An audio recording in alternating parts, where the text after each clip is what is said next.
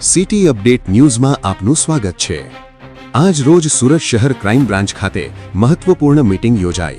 Police commissioner Anupamsinh Gehlot અને સંયુક્ત police commissioner Raghavendra વત્સની અધ્યક્ષતામાં crime branch, AHTU, missing cell, મહિલા પોલીસ સ્ટેશન અને SC/ST સેલના અધિકારીઓ હાજર રહ્યા।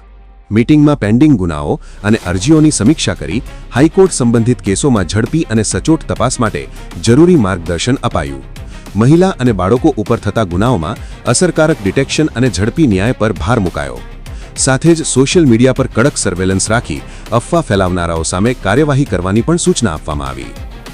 City update news Sufiyan Mulla, જોડાયેલા રહો, કારણ કે હવે શહેર નહીં સમગ્ર દેશ કહેશે, આ છે સિટી અપડેટ ન્યૂઝ।